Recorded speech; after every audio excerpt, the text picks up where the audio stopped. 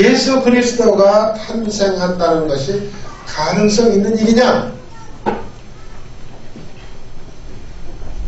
오늘날도 이 문제 때문에 사람들이 못 믿겠다는 사람들이 있습니다. 근데 여러분, 이제는 생각을 바꾸셔야죠. 왜? 지금은 산부인과 의사들에 의해서 온갖 방법을 다 동원해서 아기 없는 집에 아기를 만들어내기도 하고, 지금 얼마든지 대량 생산할 수도 있지만은 그거는 하나님의 창조의 질서를 어기는 것이라고 하기 때문에 세계 모든 나라들이 못하게 하고 말리고 있는 겁니다. 그렇다면 과학자들도 할 수 있는데, 산부인과 의사도 할 수 있는데, 전지전능하신 하나님께서 예수 그리스도를 동정녀의 몸에서 임신하게 하시고 이 땅에 보내시는 일을 왜 못 믿을까? 나만 못 믿는 거예요. 나만. 여러분 그렇게 생각하시면 돼요. 다른 사람들은 죽을 필요 없어요. 내가 믿을 수 있느냐? 이게 제일 중요합니다. 전지전능하신 하나님이 하신 일이기 때문에 아멘 하고 우리가 믿을 수 있어야 된다는 거죠. 그 다음에 어떻게 하나님께서 자기 아들을 하나님이 형상을 바꿔서 인간의 모습으로 오시면서 화려한 궁전도 아니고 잘 지어진 아파트도 아니고 짐승들이 살고 있는 냄새나는 마구간에 오셨습니다. 그런 분이 400년 동안 절망적인 상황에 빠져있던 우리 이스라엘 민족을 구원할 수 있는 구세주일 수가 있을까? 그거죠. 이것도 이해하기 좀 어렵죠. 정말 예수가 왜 그런 모습으로 오셨을까? 깊이 생각해보면 그 이유를 알 수가 있습니다. 그 다음에 하나님이 이 땅에 그렇게 해서 왔다고 치자. 첫째, 둘째, 셋째, 오케이. 아멘. 그런데 예수님이 이 땅에 오셔서 뭐 하셨어요? 공부도 못하고 별 볼 일도 없는 시골뜨기를 12명 모아가지고 이리저리 대롱다니면서 이런 것도 보여주고 저런 것도 보여줬는데 마지막에 가서는 출세 한 번 못했습니다. 비참하게 법정에서 변명 한마디 못하고 처형된 예수가 하나님이냐? 우리가 그런 질문을 던질 수 있습니다. 그러나 여러분, 오늘 성경 본문 15절에 보십시오. 천사들이 떠나 하늘로 올라가니 목자가 서로 말하되 이제 베들레헴으로 가서 주께서 우리에게 알리신 바 그 이루어진 일을 보자 하고 즉시 베들레헴이라는 곳을 향해서 갔습니다. 여러분, 목자들이 어느 지역에 있었는지는 모릅니다. 그러나 상당히 먼 거리에 있었던 것은 분명합니다. 오늘날처럼 내비게이션이 있던 시절도 아닙니다. 길도 없습니다. 베들레헴이 동쪽에 있는지 서쪽에 있는지 그것도 모르던 시절이에요. 단지 한 가지 방법이 있다면 별을 보고 그 별이 움직이는 방향을 따라서 가라는 것뿐입니다.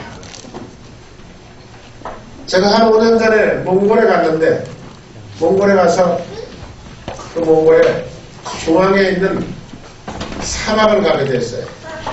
그 왜 거기를 갔느냐 그러면은 사막 맨 한복판에 한 2만 명 정도가 사는 동네가 하나 있는데 그 동네에서 우물을 파달라는 거예요. 그래서 제가 울란바토르에 가서 물어봤어요. 거기까지 가는데 얼마나 걸리느냐. 그런데 한 400km 되는데 한 3일 가야 됩니다. 자동차를 대전해가지고. 그런데 왜 그렇게 걸리느냐? 길이 없어요. 그냥 끝없이 펼쳐진 사막을 먼저 간 자동차들의 발자국만 보고서 대충 따라가는 거예요. 빨리 갈 수가 없어요. 그런데 2000년 전에 예수 그리스도가 탄생했을 때는 더 말할 필요가 없어요. 지금은 자동차 발자국이라도 보고 따라가지만은 그 당시에 뭘 보고 따라갔겠습니까? 그리고 중요한 것은 우리는 이렇게 첫째, 둘째, 셋째, 넷째 의심하고 있었는데 목자들은 그 얘기를 듣기가 바쁘게 천사들이 우리들에게 일러준 곳에 빨리 가서 아기 예수를 만나자. 그럼 베들레헴은 어떻게 알았을까? 미가서 구약성경에 보면 베들레헴 작은 고을이라고 써있어요. 그러니까 구약성경에 예고된 예수 그리스도의 탄생 사건을 목자들은 미리 다 기억하고 간절한 마음으로 기다리고 있었다 하는 것을 우리가 알 수가 있습니다. 그래서 예수님이 탄생하셨어요.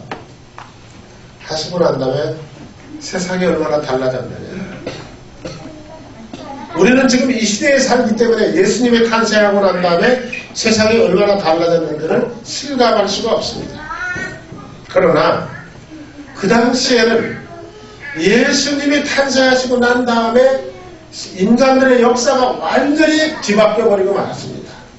그래서 여러분들이 아시는 대로 예수님 탄생 전, 탄생 이후를 역사에서는 분명하게 나누고 있습니다.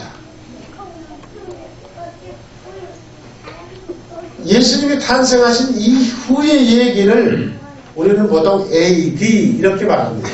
그 AD라는 말은 라틴어입니다. 라틴어 아노 도민트라는 말인데 아노 도민트라는 말을 영어로 말하면 In the year of our Lord 그런 말입니다. 우리의 주가 우리의 생명의 주인 되시는 분이 나의 생명의 주인 되시는 분이 이 땅에 오신 해다 그런 뜻입니다. 거기서부터 역사는 새롭게 시작하는 겁니다. 그래서 예수님이 오셔서 예수님이 밟았고 예수님 말씀을 들었던 모든 나라와 민족이 완전히 뒤집어지는 역사가 변화가 일어나는 역사가 일어나기 시작을 했기 때문에 역사를 논하는 학자들이 이것을 구별해야 되겠다. 이렇게 해서 훗날 역사를 그렇게 구별하도록 만들었습니다. 자 여러분 제가 이 시간에 짧은 시간이기 때문에 그런 얘기를 다 드릴 수는 없습니다. 그러나 우리나라만 한번 보십시오. 똑같이 기독교가 들어와서 조금 전에 배장모님이 기도하신 것처럼 평양이 동방의 예루살렘이라고까지 말을 했습니다. 우리나라에서 신학교가 제일 먼저 생긴 곳이 평양신학교입니다. 그리고 그 당시의 기록을 보면은 평양에는 주일날이면은 문을 열고 장사를 하는 사람이 한 사람도 없었대요. 길거리에는 온통 흰옷 입은 사람들이 두루마기를 입고 다 성경을 들고 교회 가는 모습만 보였다는 겁니다. 그런데 지금 70년 동안 그 땅에 복음이 완전히 공산 세력에 의해서 갇혀버리고 말았습니다. 70년이 지나고 난 지금 똑같은 한국이었는데 오히려 더 좋은 집들도 많고 잘 사는 사람들도 많았던 38선 이북이 어떻습니까? 우리나라하고 경제 차이가 30대 1입니다. 이거 뭐 여러분 우연이 됐다고 생각하시면 안 돼요. 우리는 자유스럽게 하나님을 찬양하고 하나님을 예배하고 하나님의 말씀을 따라서 묵는 집에서 기도하고 살려고 하는 사람들이 몇 사람이 됐든 간에 있었기에 하나님께서는 이 땅을 축복해 주신 것입니다. 우리가 그 사실을 분명하게 믿어야 됩니다. 그래서 마태복음 16장 26절에 이런 말씀이 있습니다. 사람이 많은 온 천하를 얻고도 제 목숨을 잃으면 무엇이 유익하겠느냐. 사람이 무엇을 주고 제 목숨을 바꾸겠느냐. 이 말씀 속에서 우리가 생각해야 되는 것은 사람은 영적인 존재라는 거죠. 짐승들은 그냥 좋은 음식 먹고 그게 좋은지 나쁜지도 모르는지도 몰라요. 그냥 배 부르면 그냥 들어놓아서 잠자는 거예요. 그게 일이에요. 그런데 사람은 배불리 먹고 아주 기분 좋은 것 같아도 그 마음속에 평화가 없어요. 그 마음속에 평화를 주는 양식은 예수님께서 이 땅에 오셨다는 것을 확실하게 믿고 예수님이 그 가르쳐 주셨던 말씀대로 살려고 몸부림칠 때에 내 마음속에 평안이 생기는 거야. 밥을 많이 먹었기 때문에, 좋은 옷을 입었기 때문에, 가지고 싶은 물건을 가졌기 때문에 평화가 오는 것이 아니라는 겁니다. 하나님은 우리를 그렇게 특별한 존재로 택해서 세워주신 것입니다.